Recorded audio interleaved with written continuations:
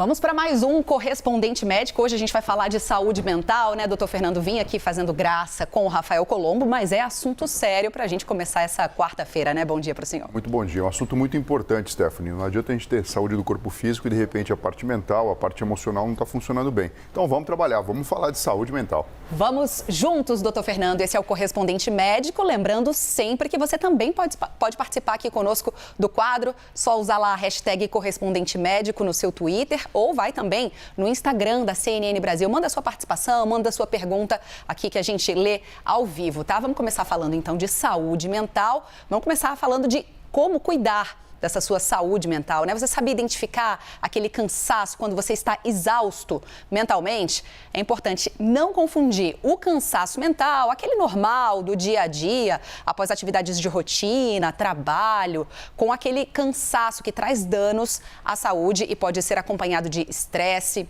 esgotamento físico e até de distúrbios psicológicos, hein? Doutor Fernando, vamos começar explicando então o que é exatamente essa exaustão mental, como é que a gente diferencia desse cansaço normal? Stephanie, o cérebro humano ele pesa cerca de 1,5 kg e ele recebe, a gente sabe, né, cerca de 20% de toda a energia necessária para o corpo funcionar acaba sendo desviado para que o cérebro venha a desempenhar suas tarefas. Então você pode imaginar o seguinte, se eu utilizo esse cérebro de uma maneira exaustiva, eu posso conviver com uma situação que ninguém quer passar por isso, chamada exaustão mental. E pode ser um indício de até um problema de saúde mais grave, como por exemplo um burnout lá na frente. Então é extremamente importante a gente falar sobre isso e principalmente reconhecer isso que você muito bem disse, né? Vai muito além, na verdade, desse cansaço normal do dia a dia. Então, existem sinais que são característicos disso. Pode ser uma dor de cabeça. Lembre, a dor de cabeça é um sinal que existe, né? Um sintoma que existe na medicina e é bastante genérico. Um dia estressante, às vezes uma gripe, um resfriado, um problema de saúde normal também pode trazer esse tipo de sintoma. Mas, ficando atento à questão da exaustão mental, ele também pode configurar um quadro. Dores generalizadas pelo corpo, falta de concentração, e aqui a gente começa a mostrar a alteração no desempenho cognitivo, distúrbios do sono, tanto dormindo demais como dormindo de menos, tanto da insônia como, na verdade, na dificuldade de ficar durante o período do dia acordado, e irritabilidade, o que muitas vezes traz comprometimento e sofrimento para a pessoa, Stephanie. Doutor Fernando, o que esse quadro, né, essa exaustão mental pode causar? Quais são os efeitos disso para a nossa saúde física?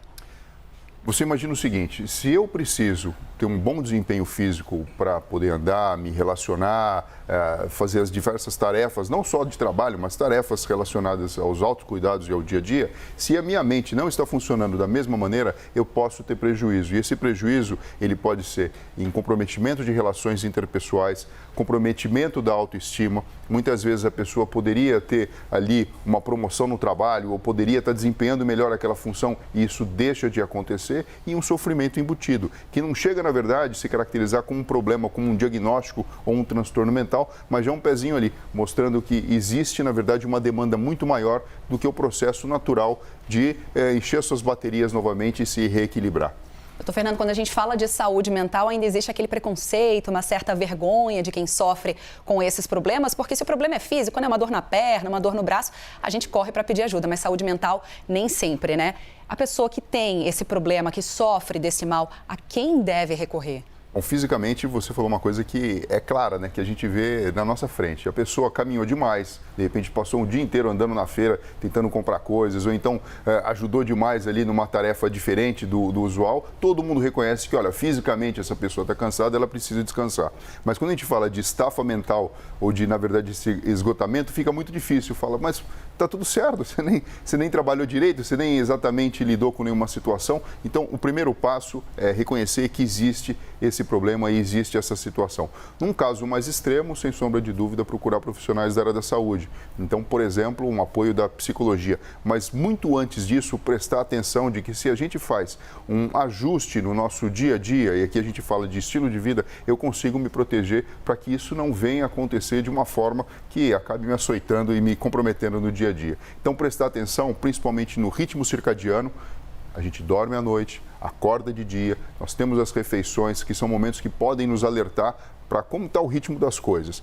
Fazer atividade física diária, isso é extremamente importante, Stephanie, porque quando a gente faz atividade física, o gasto que existe calórico relacionado ao trabalho muscular, ele pode entrar em sincronia com a nossa preocupação e nosso gasto relacionado com a nossa concentração mental. E isso faz com que esse balanço ele seja mais equilibrado e a gente, na verdade, não caia nesse problema. Equilíbrio é sempre a palavra, né, doutor Fernando? A gente tentar montar esse grande quebra-cabeça que é a nossa vida, um pouquinho de trabalho, um pouquinho de convívio social, lazer também, tempo de descanso também é importante, né? Sem sombra de dúvida. Um hobby, por exemplo, que você venha a desenvolver, acaba funcionando como uma brincadeira do adulto e pode representar uma válvula de escape. O grande problema, Stephanie, hoje em dia, é a questão do multitarefa. Então, você faz 1000 coisas ao mesmo tempo, muitas vezes é bombardeado de informação, muitas vezes informações que são superficiais, mas que são superficiais no conteúdo, mas elas são profundas em mexer com as suas emoções. E esse desbalanço pode provocar esse desequilíbrio. Reconhecer isso é tudo.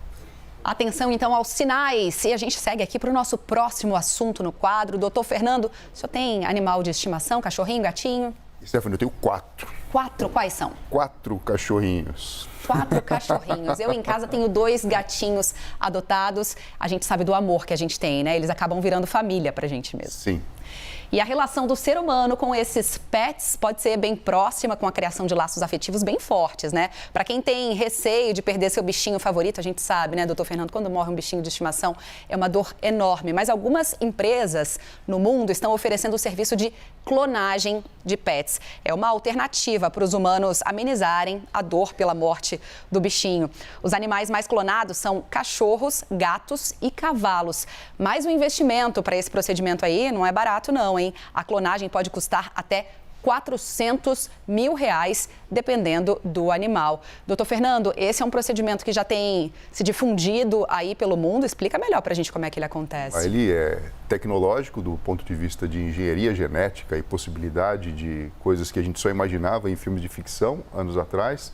E, ao mesmo tempo, polêmico, né? Porque a gente vai falar aqui sobre algumas coisas que, na verdade, não traduzem essa possibilidade que fica na mente de todo mundo de simplesmente trazer ali um ente querido, estamos falando aqui de um pet, de volta na mesma situação. Então, vamos lá. É feito coleta de células, em laboratório é feito um cultivo dessas células e, de alguma forma, preparado todo o material genético até que você tenha a formação de um embrião. E, a partir de então, você consegue desenvolver dentro de um útero de um animal esse pet, para que ele venha a ser geneticamente idêntico ao original do qual teve origem. Esse é o mesmo procedimento que acontece na clonagem de humanos? Quando a gente fala de processo de clonagem, sim, é bastante semelhante. O que a gente vê aqui é o processo como um todo vindo a cabo. É como se, de repente, você pudesse criar, para trazer uma coisa bem palpável para todo mundo, um irmão gêmeo, do ponto de vista um gêmeo idêntico, só que num momento de vida diferente. Porque o gêmeo, ele nasce praticamente no mesmo momento, né? Aqui você teria um material genético exatamente igual, só que num